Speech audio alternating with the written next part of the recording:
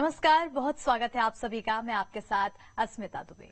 तो आज हम बात करेंगे चंद्र ग्रहण की, क्योंकि ये आज साल का आखिरी और दूसरा चंद्र ग्रहण है और ऐसे में ग्रहण चाहे जो भी हो, उसके शुभ और अशुभ बहुत से संयोग होते हैं। तमाम तथ्यों को जानने के लिए आज हमारे साथ मौजूद हैं डॉक्टर एच.एस. रावत जी, जो कि धर्मगुरु हैं, और ये तमाम तथ्यों के बारे में न सिर्फ आध्यात्मिक बल्कि वैज्ञानिक तथ्यों के बारे में भी विस्तार से जानकारी देंगे। बहुत बहुत स्वागत है आपका गुरु जी। नमस्कार सभी दर्शकों को। तो गुरुजी, सबसे पहले तो मैं जानना चाहूंगी कि 8 नवंबर क्योंकि दूसरा और आखिरी चंद्र ग्रहण है, ऐसे में सबसे पहले यही जानना बहुत ज्यादा महत्वपूर्ण हो जाता है कि आखिर क्या समय है, कितने बजे से चंद्र ग्रहण की शुरुआत होगी, सूतक काल कब से शुरू होगा? बिल्कुल, मैं सभी दर्शकों को बताना चाहता हूं, जो सूर्य ग्रहण होता है उसमें सूतक काल जो होता है वो 4 पहर का होता है और एक पहर 3 घंटे का होता है, तो यानी 12 घंटे पहले होता है। और चंद्र ग्रहण जो होता है इसमें 3 प्रहर यानी करीब 9 घंटे इसका सूतक काल होता है और सुबह 5:29 से यानी ये कह सकते हैं कि सूतक की शुरुआत है और ये जब तक ग्रहण का स्पर्श शुरू होगा उस समय तक ये सूतक काल रहता है और फिर ग्रहण काल की शुरुआत हो जाती है। यानी फिर 2:29 पर जाकर के यानी स्पर्श शुरू हो जाएगा।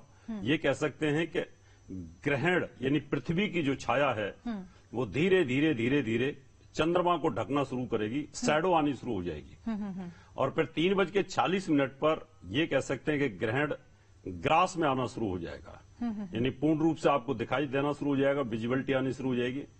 4:12 पर उसका पीक आवर रहेगा और शाम को 5:12 पर वो समाप्त हो जाएगा और फिर 6:19 पर उसका मोक्ष काल होता है, यानी समाप्त हो जाता है। मोक्ष काल का मतलब है कि अब कोई भी नेगेटिव प्रभाव नहीं है, उसके बाद स्नान और दान ये सब चीजें कर सकते हैं। तो ये आज का शेड्यूल रहेगा, ये कह सकते हैं कि हम इसके अंदर ग्रहण काल चलेगा और दिल्ली के अंदर जो इसकी विजिबिलिटी रहेगी वो सिर्फ 45 से 46 मिनट की है, बहुत ज्यादा नहीं है। और सबसे बड़ी बात है अस्मिता जी, ये जो चंद्र ग्रहण है और सूर्य ग्रहण था अस्त के टाइम पर, यानी सूर्य अस्त हो रहा था तो ग्रहण समाप्ति की तरफ था और ये चंद्र उदय ग्रहण है।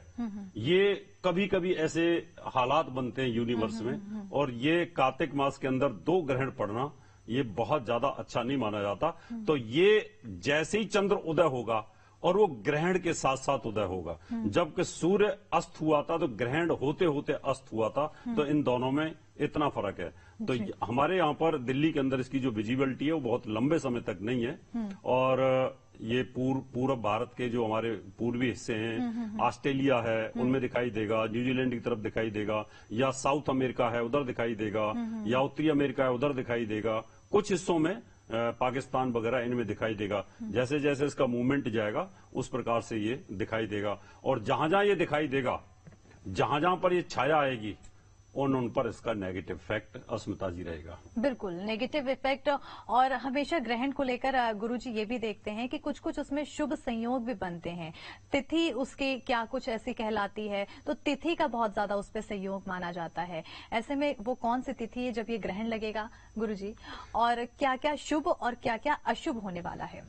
फुल मून जब होता है यानी चंद्रमा, पृथ्वी और सूर्य जब 180 डिग्री या उससे थोड़ा ऊपर या थोड़े नीचे आते हैं तो उस समय ग्रहण बोलते हैं। तो इस बार ये कार्तिक पूर्णिमा को ग्रहण लग रहा है और ये जो ग्रहण है यानी फुल तो नहीं बोल सकते इसको, इसकी जो कैपेसिटी है वो बहुत ज्यादा नहीं है। जैसे आज से 4 साल पहले ग्रहण जो हुआ था वो बहुत फुल था तो उसके बहुत बड़े साइड इफेक्ट हुए थे। तो साइड इफेक्ट तो ग्रहण का होता ही है, तो ये हमेशा पूर्णिमा को ही लगता है और पूर्णिमा तिथि पर भी इस बार भी ये लग रहा है।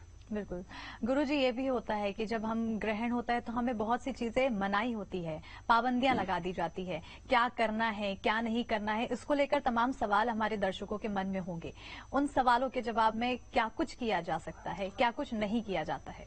देखिए, विज्ञान ये कहता है कि ये खगोलीय घटना है, इसको बड़े आराम के साथ एंजॉय करना चाहिए, ऐसा बोल देते हैं। लेकिन विज्ञान ने भी इस पर शोध नहीं की है। अगर वो शोध करते तो शायद ऐसा नहीं बोलते।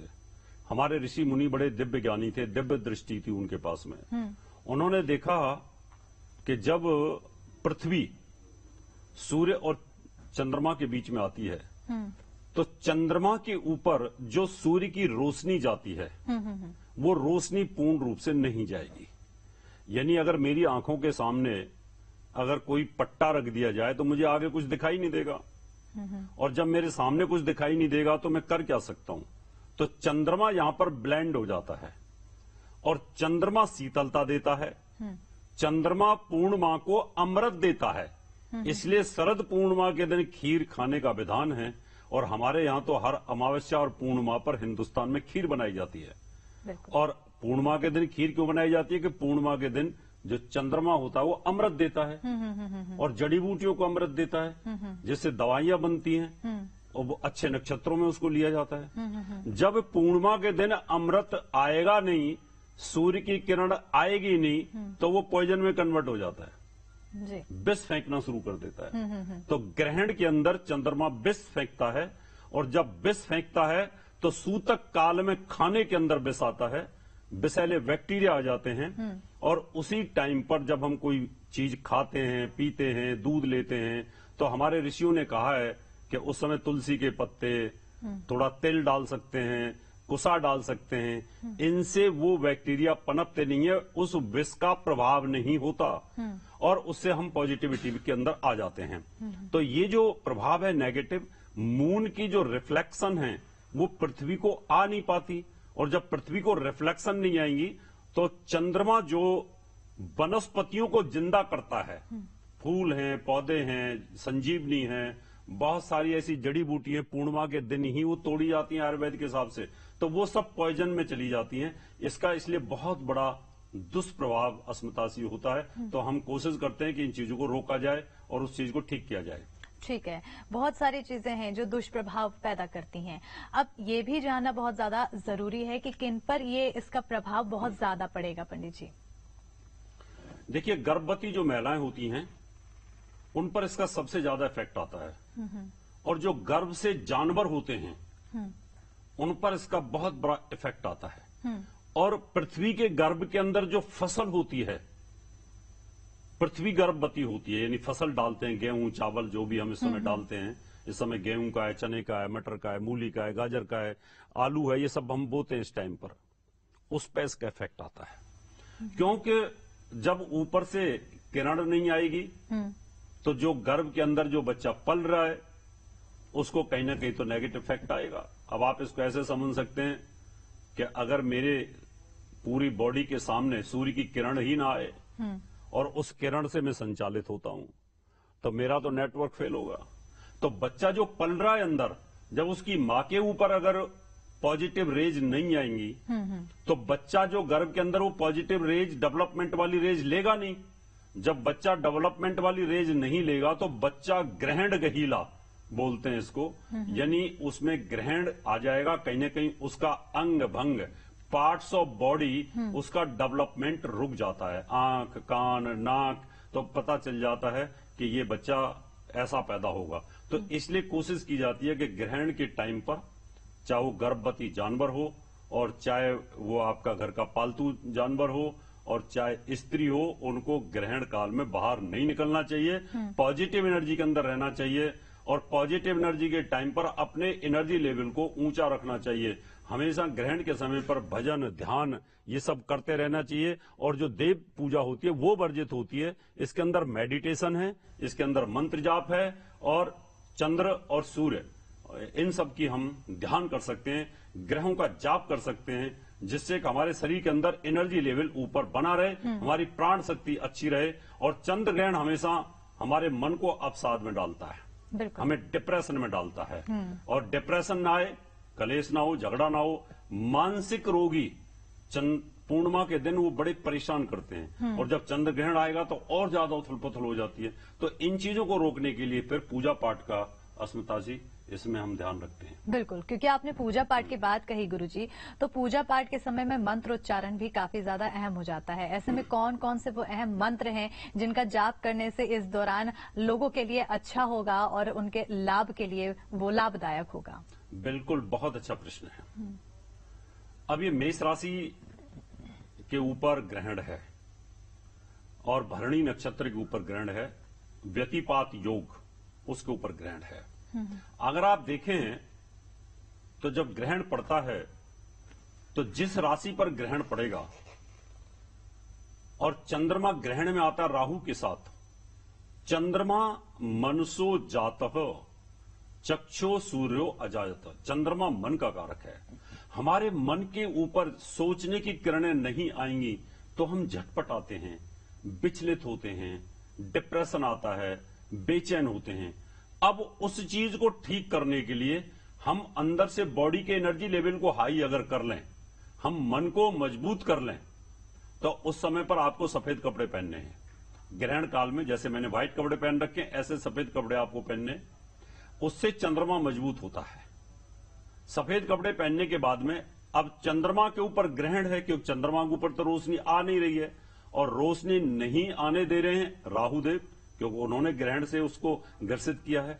तो राहु के मंत्रों का जाप और केतु के मंत्रों का जाप, ये राहु केतु दोनों ही सूर्य ग्रहण और चंद्र ग्रहण लगाते हैं। तो राहु के मंत्रों का जाप करें कि हे राहुदेव, आपसे विनम्र विनती है कि आप इस कष्ट को मेरे ऊपर ना दीजिए। तो उस समय एक मंत्र है, बीज मंत्र है और वेद मंत्र, दोनों मैं आपको बताता हूं। ओम मंत्र को यहां पे लाना है। ओम ब्राम ब्रीम ब्रोम सरावे नमः। इस प्रकार से ध्यान लगाते हुए, चंद्र को याद करते हुए, अपने ध्यान को चंद्र की तरफ रखें, चंद्रदेव की तरफ, और फिर इस मंत्र को जाप करते रहें, जिससे चंद्रमा की पॉजिटिव एनर्जी आपके अंदर बढ़े, राहु की नेगेटिव एनर्जी आपके पास से हट जाए, तो आपका मन डिप्रेशन में नहीं जाएगा।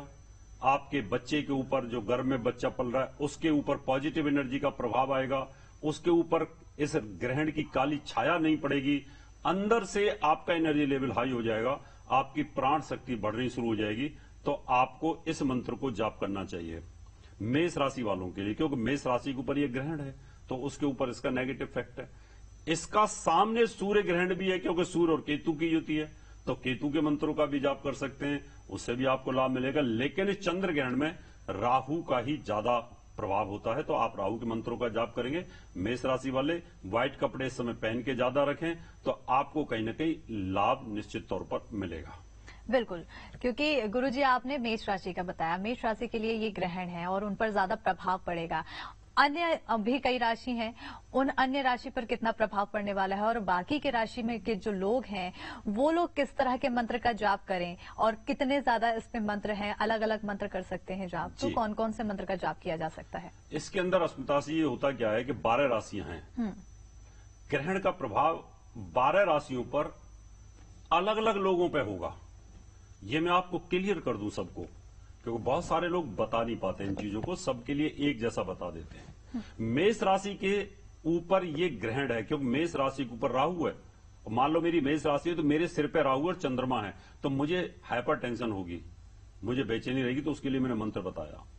अब वृष राशि, वृष राशि वालों के लिए ये जो ग्रहण जा रहा है, ये दादी के ऊपर जा रहा है, दादी और दादा के ऊपर जा रहा है। इसका मतलब वृष राशि वालों के लिए तो इफेक्ट तो है, लेकिन दादी के ऊपर है, आपकी दादी का स्वास्थ्य खराब हो सकता है। तो उस समय पर भी आपके मन में विचलित होना, टेंशन रहना, तो उस समय भी आप इस मंत्र का जाप कर सकते हैं, क्योंकि वो उधर जाएगा वहां पर। तो वृष राशि वालों को वृष राशि वालों को शुक्र के मंत्रों का जाप करना चाहिए, क्योंकि आपकी राशि का स्वामी शुक्र होता है। तो आप वही सफेद कपड़े पहने या दूधिया रंग के कपड़े पहन करके आप शुक्र देव को याद कर सकते हैं, ध्यान लगा सकते हैं, और साथ में उस मंत्र का जाप कर सकते हैं धीरे धीरे। ओम, वेद मंत्र बता देता हूं पहले। ओम सुम शुक्राय नमः, और बीज मंत्र है ओम द्राम द्रीम द्रोम सह शुक्रवे नमः। इस मंत्र का जाप कर सकते हैं, जिससे कि शुक्र आपका मजबूत होगा, तो आपकी राशि के ऊपर इसका नेगेटिव इफेक्ट नहीं आएगा। मिथुन राशि के लिए ये ग्रहण लाभ स्थान पर है, और लाभ स्थान पर एक पॉजिटिव साइन देता है, तो मिथुन वालों को खुश होना चाहिए, क्योंकि आपके कर्म भाव पर बृहस्पति बैठा हुआ है, तो आपके लिए अच्छा है। आप सिर्फ अच्छे के लिए प्रार्थना कर सकते हैं। बुद्ध देवता को, भगवान विष्णु को याद कर सकते हैं। ओम बुम बुद्धाय नमः, ओम बुम बुद्धाय नमः। आप हरे कपड़े पहन करके आप मंत्र जाप कर सकते हैं, तो आपके ऊपर इसका नकारात्मक प्रभाव नहीं होगा। कर्क राशि, कर्क राशि का स्वामी चंद्रमा होता है और चंद्रमा पर यह ग्रहण है, तो आपको सफेद कपड़े पहन करके चंद्रमा को मजबूत करना है, उसको स्ट्रांग करना है। तो आप ओम सोमाय नमः बीज मंत्र कर सकते हैं। ओम श्राम श्रीम श्रोम सह चंद्रमसे नमः, ये मंत्र जाप कर सकते हैं, तो आपको जो टेंशन आएगी वो कम होगी। सिंह राशि वालों के लिए इसका इफेक्ट कम रहेगा, बहुत ज्यादा इफेक्ट नहीं, लेकिन रहेगा। सिंह राशि का स्वामी सूर्य है, तो वहां थोड़ी सी पिता के ऊपर इसका नेगेटिव इफेक्ट आने वाला है। फादर के ऊपर हार्ट से संबंधित कोई तकलीफ आ सकती है, तो आप सूर्य के मंत्रों का जाप कर सकते हैं। ओम गिरणी सूर्याय नमः, ओम गिरणी सूर्याय नमः, ओम गिरणी सूर्याय नमः, ऐसे मंत्र जाप कर सकते हैं। ओम ह्राम ह्रीम ह्रोम सह सूर्याय नमः, सूर्य के मंत्रों का जाप करें। अब यहां कन्या राशि की बात करेंगे। कन्या राशि का स्वामी बुध होता है और बुद्ध के मंत्रों का जाप कर सकते हैं, जैसे कि मैंने पहले आपको बुद्ध के मंत्र की जानकारी दी। तुला राशि, तुला राशि के ऊपर शुक्र का प्रभाव होता है, और यहां आप देखेंगे तुला राशि से सप्तम भाव पर पत्नी के ऊपर इसका नेगेटिव इफेक्ट है। जैसे मैंने कहा, दादी के ऊपर इफेक्ट है, पिता के ऊपर इफेक्ट है, और तुला राशि वालों के लिए ये इनकी पत्नी के ऊपर या पति के ऊपर इफेक्ट है, तो उनको कोई तकलीफ ना हो। अगर आपकी पत्नी गर्भवती है तो आपको ध्यान रखना है, आपके पति हॉस्पिटलाइज हैं, बीमार हैं, तो आपको ध्यान रखना पड़ेगा। तो ये खास यहां पर ध्यान रखने की जरूरत आपको होगी तुला राशि वालों को। इसका मैंने मंत्र जाप आपको बता दिया है, आप इसको रिपीट करके आप सुन सकते हैं। वृश्चिक राशि वालों पर इसका नेगेटिव इफेक्ट रहेगा। वृश्चिक राशि का स्वामी मंगल है, और मंगल मृत्यु स्थान में चलेगा। चोट, एक्सीडेंट, दुर्घटना से आपको बचाव करने की जरूरत होगी, और तनाव, स्ट्रेस, इस पीरियड में आपको ट्रैवलिंग नहीं करनी, ये ध्यान रखना पड़ेगा। मंगल का मैं मंत्र आपको बता देता हूं। ओम क्राम क्रीम क्रोम सह भौमाय नमः, या आप ओम भौमाय नमः इस मंत्र का जाप कर सकते हैं, और अपने ऊपर ग्रहण काल में लाल कपड़ा पहन के रखें, जिससे कि मंगल मजबूत हो और साथ में चंद्रमा मजबूत हो, तो आपके ऊपर इस राहु का इफेक्ट कम हो जाए। धनु राशि वालों के लिए अच्छा है, राजयोग कारक है, वहां बहुत ज्यादा प्रॉब्लम नहीं है। आप पीले वस्त्र धारण करके तो आप मंत्र जाप कर सकते हैं, बृहस्पति को मजबूत कर सकते हैं, चंद्रमा को भी मजबूत कर सकते हैं। ओम ब्रह्म बृहस्पति नमः इस मंत्र का जाप कर सकते हैं। मकर राशि के लिए पॉजिटिव है, ज्यादा नेगेटिव नहीं है, क्योंकि केंद्र के अंदर ये। कुंभ राशि पर थोड़ा सा इसका नेगेटिव इफेक्ट रहेगा, क्योंकि इसका प्रभाव तीसरे भाव में चलेगा। और जो मीन राशि है उसके लिए भी बहुत ज्यादा नकारात्मक नहीं, पॉजिटिव है। तो ओवरऑल 5 राशि ऐसी हैं अस्मिता जी, जिनके ऊपर इस ग्रहण का मानसिक तनाव, उनके माता पिता, दादी, स्वयं और पत्नी, इनके ऊपर इसके नेगेटिव इफेक्ट रहेंगे। और जो उपाय बताएं आप उनको करिएगा, और उसके बाद में फिर आपको और उपाय बताएंगे हम आप। बिल्कुल, ये उपाय बताए गए हैं, साथ ही साथ मंत्र बताए गए हैं, और रंग भी बताया है कि आप उस दिन किस रंग का प्रयोग करें, और उस रंग के कपड़ों के साथ पहन के फिर आप उस मंत्र का जाप करें। आशा करती हूँ कि आप सभी ने मंत्र लिख लिए होंगे, और उन मंत्रों के जरिए आप जो ग्रहण का प्रभाव है उससे बच सकते हैं। जिन पर शुभ प्रभाव हो रहा है वो और भी ज्यादा शुभ बना सकते हैं इस ग्रहण को। अब गुरुजी, मैं ये जानना चाहूंगी, क्योंकि ग्रहण होता है, ग्रहण के दौरान सूतक लग जाता है, सूतक काल से ही खाना पीना खाना बंद कर दिया जाता है, और ग्रहण के दौरान पूजा पाठ बंद हो जाती है। उसके बाद आपने स्नान का जिक्र किया था, स्नान का क्या विधि विधान है, आखिर कब स्नान करना है, फिर उसके बाद पूजा पाठ किस तरह से किया जा सकता है ग्रहण के बाद? बहुत अच्छा प्रश्न है। बिल्कुल, लोगों को ये गलतफहमी रहती है, क्योंकि जो लोग जैसा बताते हैं वैसा सुन लेते हैं। इसके 2 विधान हैं।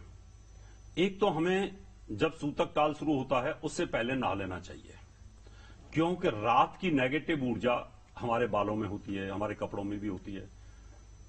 हमारे 9 द्वार हैं, 2 आंख, 2 नाक, मुंह, 2 कान, ऐसे हमारे जो उत्सर्जन अंग हैं वो। तो नहा धो करके स्नान करके आप जब तब पे बैठिए। और एक है कि अभी ग्रहण काल के अंदर आपके ऊपर नेगेटिव ऊर्जा का प्रभाव बनता है, हमारे शरीर में, हमारे बालों में, हमारे कपड़ों में वो बैक्टीरिया पैदा हो जाते हैं। आपने देखा होगा, अगर 3 दिन कोई ना नहाए तो उसके बालों में जुआं पैदा हो जाती है, कपड़ों में जुआं बन जाती है, चद्दरें ना बदलें 2-4 दिन तो खटमल पैदा हो जाते हैं, क्योंकि हीट से होते हैं ये। तो यहां टेम्परेचर डिस्टर्ब होता है। तो जैसे ही मोक्ष काल हो जाए, 6:19 में मोक्ष काल समाप्त होगा, उसके बाद ये जो कपड़े हैं इनको उतारें, गर्म पानी के अंदर इनको धो दें। गर्म पानी में इसलिए कि इसमें जो बैक्टीरिया पनपा है वो खत्म हो जाएगा। और उसके बाद आप गंगा जल डाल करके, या तो बहते हुए पानी में नहाना चाहिए आपको, गंगा है, जमुना है, गोदावरी है, सरस्वती है, जो भी नदी है उनमें जाकर के नहाएं, बहुत ही उत्तम है, क्योंकि वो बैक्टीरिया बह के चला जाता है और उनका पानी इतना ठंडा होता है वो बैक्टीरिया मर जाता है। या फिर आप गर्म पानी से भी स्नान कर सकते हैं। और स्नान करने के बाद आपको दान करना चाहिए। दान से दुआ मिलती है। जितनी देर आप ग्रहण काल में रहे उतनी देर आपकी बॉडी का एनर्जी लेवल डाउन रहा, और जब आपने किसी को दान दिया और दान देने के बाद उसने कहा वाह हे भगवान इनको खुश रखना, उसका एनर्जी लेवल हमारे साथ जुड़ गया। तो हम अगर बीमार थे, हॉस्पिटल में थे, हमने दान किया, तो उससे कहेंगे तथास्तु, ठीक है, आप स्वस्थ हो जाइए, बहुत प्रसन्न रहिए, आपको तकलीफ ना हो, ग्रहण काल का कोई आपको प्रभाव ना रहे। तो आप श्रद्धापूर्वक फिर नाद होकर के आप दान कर सकते हैं, तो उसका ग्रहण का प्रभाव भी आपके ऊपर नहीं पड़ता। बिल्कुल। तो देखिए किस तरह से गुरुजी ने हमें बताया कि स्नान करना है और उसके बाद दान करना है। दान का जो प्रयोग, हम दान करने के बाद जो हमें तथास्तु का आशीर्वाद मिलता है, वो कहीं ना कहीं हमारे शरीर में ऊर्जा प्रदान करता है, जिसके माध्यम से जो ग्रहण है, ग्रहण के समय में जो हमें डिप्रेशन का सामना करना पड़ा है, उससे कहीं ना कहीं हमें थोड़ा प्रभाव जो उसका कम हो जाता है। अब ये तो बात आपने बताई गुरुजी कि कब लगना है और कब इसका क्या क्या प्रभाव पड़ेगा, और साथ ही साथ इसको किस तरह से इस समय में हमें पूजा पाठ करनी है। लेकिन अब सवाल ये भी बनता है कि आखिर चंद्र ग्रहण लगता क्यों है, क्योंकि इसके कई आध्यात्मिक और वैज्ञानिक कारण बताए जाते हैं। आखिर क्या इसका आध्यात्मिक कारण है और क्या इसका वैज्ञानिक कारण है गुरुजी? देखिए, आध्यात्मिक कारण तो यह है कि जब समुद्र मंथन हुआ था, तो समुद्र मंथन में जो राहु नाम का राक्षस था वो अपना भेष बदल करके देवताओं के पाले में चले गए, और इस बात की जानकारी चंद्रमा और सूर्य देव ने भगवान विष्णु को दे दी। भगवान विष्णु ने मोहिनी का रूप धारण करके उसको 2 टुकड़ों में काट दिया, धड़ से अलग कर दिया। लेकिन वो अमर थे, तो उनको एक वरदान देना पड़ा कि आप चंद्र और सूर्य के ऊपर ग्रहण के तौर पर लगोगे। एक तो ये हमारे पास पुराणों में एक कहानी मिलती है, हमें ऐसा बताया जाता है कि समुद्र मंथन से इनकी उत्पत्ति होती है। दूसरा, अगर मैं साइंटिफिक पहलू इसका लेता हूं, तो जैसे सूर्य के चारों तरफ ग्रह घूम रहे होते हैं, तो ग्रह एक दूसरे के ऊपर से ओवरलैप करते हैं अपनी कक्षाओं में। तो सूर्य की रोशनी को जो ढक देता है, तो वो दूसरे ग्रह के ऊपर रोशनी नहीं आती है, इनके एक्सेज होते हैं। तो ऐसे ही जब 180 डिग्री पर तीनों आमने सामने आ जाएंगे, तो अभी पृथ्वी अपनी रोशनी को नहीं जाने देगी चंद्रमा के ऊपर। तो सूर्य और चंद्रमा के जब बीच में पृथ्वी आ जाती है, तो चंद्रमा के ऊपर रोशनी आती नहीं है, और ये तभी संभव है जब 180 डिग्री पर हो, एक लाइन में हो। थोड़ा नीचे होंगे, थोड़ा ऊपर होंगे, तो भी वो ग्रहण होता, लेकिन आंशिक होता है। और पूर्ण ग्रहण होता है जब बिल्कुल सीधे आ जाते हैं। तो साइंटिफिक रोशनी अगर नहीं आ रही है, तो उस रोशनी के ना आने से पृथ्वी के एक हिस्से के ऊपर, जहां जहां वो रोशनी अंधेरा रहता है, वहां पर जितना भी जीव है, चर और चराचर जगत जो है, वो निश्चित तौर पर प्रभाव होता है। समुद्र के अंदर भी इसका नेगेटिव इफेक्ट आएगा, पैसिफिक सागर जो है, प्रशांत महासागर में इसका इफेक्ट आएगा, पृथ्वी के ऊपर भी इसका इफेक्ट आएगा, वनस्पति पे इसका इफेक्ट आएगा, और साथ में पहाड़ों पर भी आएगा, तो वहां भी भूकलन की संभावना बनती है। ये इफेक्ट इसके ऊपर आते हैं। ये इसका वैज्ञानिक और आध्यात्मिक प्रभाव अस्मिता से होता है। बिल्कुल। तो हमें गुरुजी ने बताया कि क्या वैज्ञानिक प्रभाव हैं, क्या आध्यात्मिक प्रभाव हैं, क्या क्या रीजन है, वो तमाम हमें तथ्य गुरुजी ने बताए हैं ग्रहण के। और आशा करती हूँ कि आपको भी इन ग्रहण के समय में जो मंत्र गुरुजी ने बताए हैं, उन मंत्र के द्वारा आप उसका उच्चारण करेंगे, ताकि जो उसका प्रभाव है, दुष्प्रभाव है, वो आप पर ना पड़ सके। और इस ग्रहण के समय भी आप पूरी ऊर्जा के साथ अपने मन को खुश रखेंगे। बहरहाल बहुत बहुत शुक्रिया गुरुजी, आपने तमाम जो तथ्य बताए, तमाम जो मंत्र बताए, वो हमारे दर्शकों को जरूर काम आएंगे। बहुत शुक्रिया हमारे साथ जुड़ने के लिए। और इसी के साथ हमारे इस खास कार्य